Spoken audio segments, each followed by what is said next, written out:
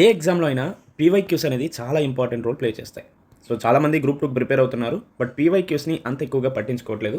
So that ఈ అంశాన్ని దృష్టిలో పెట్టుకొని మనం డైలీ ప్రీవియస్ ఇయర్ క్వశ్చన్స్ ఏవైతే ఉన్నాయో వాటిని అనాలిసిస్ చేసుకోవడానికి ప్రయత్నిద్దాం. అందులో భాగంగా 2024లో గ్రూప్ 2 ప్రిలిమ్స్కి సంబంధించినటువంటి పేపర్ ఏదైతే ఉందో దానికి సంబంధించినటువంటి ఒక 5 MCQs గురించి డిస్కస్ చేద్దాం. సో ఫస్ట్ ఇది హిస్టరీ.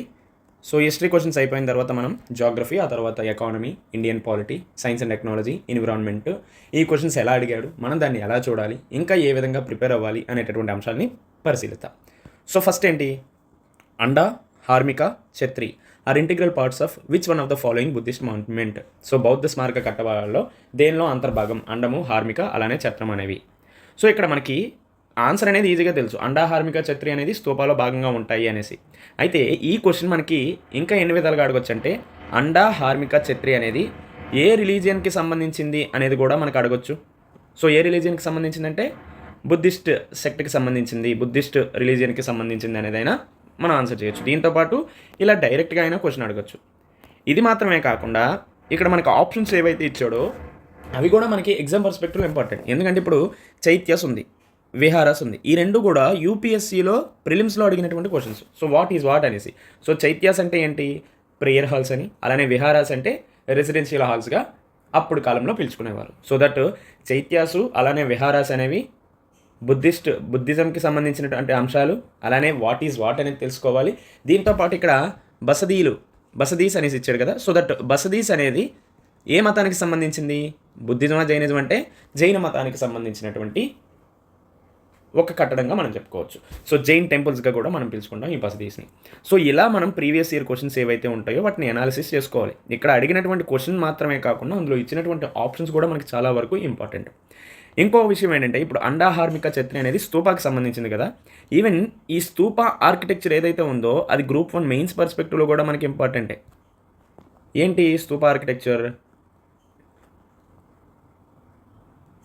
సో స్తూప ఆర్కిటెక్చర్ ఎలా ఉంటుంది కదా. So that what is what అనేది మనం ఖచ్చితంగా తెలుసుకోవాలి. దీంతోపాటు గ్రూప్ 1 మెయిన్స్లో ఈ టైప్ ఆఫ్ డయాగ్రామ్స్ వేస్తే చాలా ఇంపార్టెంట్ ఉంటుంది. అట్ ద సేమ్ టైం మంచి స్కోర్ అనేది గైడ్ చేయడానికి కూడా అవకాశం ఉంటుంది. సో ఇక్కడ వాట్ ఈజ్ వాట్ అనేది ఈ ఆప్షన్స్ ఏవైతే ఉన్నాయో ఇదే మనకి అండా, హార్మిక, ఛత్రిగా పిలవడం జరుగుతుంది. వీటిని ఏమంటారు, మేది అనేసి. దెన్ ఆ తర్వాత ఇదంతా కూడా ప్రదక్షిణ పద, ఇవన్నీ కూడా గేట్వేస్, దెన్ ఇవి తోరణాస్గా మనం పిలుచుకుంటాం. సో ఇలాంటి క్వశ్చన్స్ మనకి గ్రూప్ 1 మెయిన్స్లో ఎక్కువగా అడుగుతారు, ముఖ్యంగా ఆర్కిటెక్చర్కి సంబంధించినటువంటి అంశాలు. రైట్.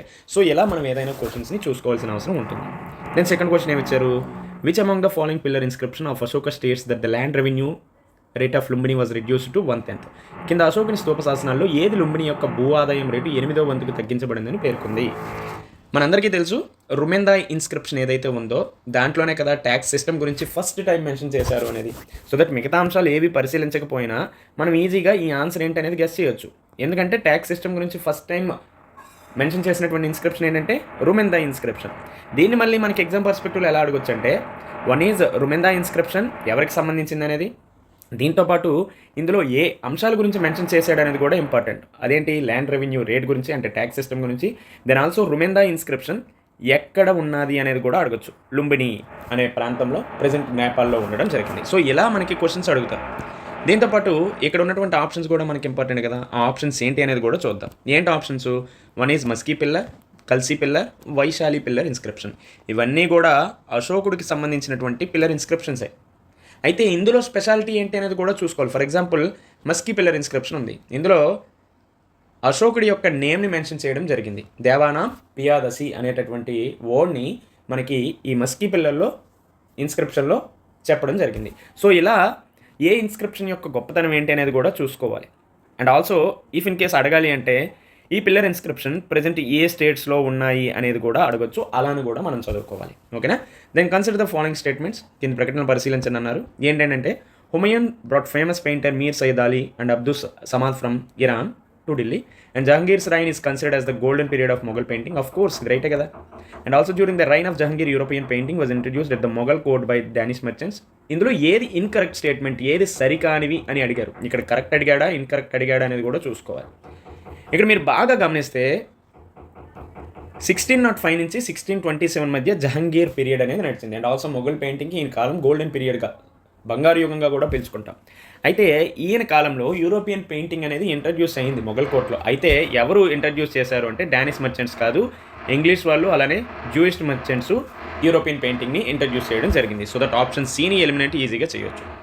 సో ఆప్షన్ సియే రాంగ్ ఆన్సర్. రిమైనింగ్ 2 అనేవి కరెక్ట్ ఆన్సర్స్. దెన్ ఆ తర్వాత which Mauryan officer was the in charge of weights and measures? ఇక్కడ శుల్క అధ్యక్ష, సమస్త అధ్యక్ష, పౌతవ అధ్యక్ష, పాణ్యాధ్యక్ష అని ఇక్కడ మనకి టెర్మినాలజీస్ అనేవి చాలా చాలా ఇంపార్టెంట్. ఫర్ ఎగ్జాంపుల్ సన్నిధాత అని, సమాహాత అని, వ్యవహారిక, ప్రదేశిత, ప్రదేశిక, రాజుక, యుక్త, స్థానిక, గోప, నగరక, ఇంకా ఇవి ఏవైతే ఉన్నాయో ఈ టెర్మినాలజీస్. ఫర్ ఎగ్జాంపుల్ ఇక్కడ మనకి ఏమి ఇచ్చారు? శుల్క అధ్యక్ష అని ఇచ్చారు. శుల్క అధ్యక్ష అంటే టోల్స్ని ఎవరైతే కలెక్ట్ చేస్తారో ఆయన్ని శుల్క అధ్యక్షగా పిలుచుకుంటాం. దెన్ ఆ తర్వాత సమస్త అధ్యక్ష అని ఇచ్చారు. సమస్త అధ్యక్ష అంటే సూపరింటెండెంట్ ఆఫ్ మార్కెట్గా మనం సమస్త అధ్యక్షుని పిలుచుకోవడం జరుగుతుంది. దెన్ పౌత అధ్యక్ష అంటే ఇక్కడ ఏదైతే మెన్షన్ చేశారో అది వెయిట్స్ అండ్ మెజర్స్కి ఇన్ఛార్జ్గా ఉండేది. దెన్ పాణ్యాధ్యక్ష అంటే ఎవరు?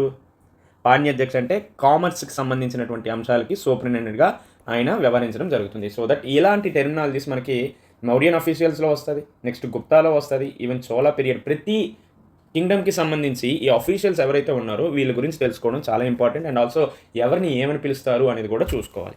దెన్ రోమక సిద్ధాంత written by Varaha Mihira deals with astronomy. So ఇక్కడ మనకి వరాహ మిహిర ఏ కింగ్ టైంలో ఉన్నారు అనేది చూసుకోండి. ఇఫ్ ఇన్ కేస్ తెలిస్తే మీరు కామెంట్ సెక్షన్లో తెలియజేయండి. దీంతోపాటు నార్మల్గా ఒక పొయెట్కి సంబంధించినటువంటి అంశాలు మనం ఆయన ఏ బుక్ రాశారు అనేది, దెన్ ఆల్సో అది ఏ లాంగ్వేజ్లో ఉంది అనేసి, దీంతోపాటు ఏ టాపిక్కి సంబంధించినటువంటి అంశాల మీద ఆ బుక్ని రచించడం జరిగింది అనేది, దీంతోపాటు ఆయనకి ఉన్నటువంటి కాంటెంపరీ కింగ్ ఎవరు అనేది కూడా చూసుకోవాల్సినటువంటి అవసరం ఉంది. నార్మల్గా పోయిట్స్ గురించి చదివేటప్పుడు మనం ఈ అంశాలని దృష్టిలో పెట్టుకొని చదువుకోవాలి. సో దట్ ఈరోజు ఈ 5 MCQs గురించి డిస్కస్ చేసుకుందాం. సో ఫర్దర్గా వచ్చే వీడియోస్లో ఇంకొక 5 MCQs గురించి కూడా డిస్కస్ చేసుకుందాం. Until then stay tune, take care, bye.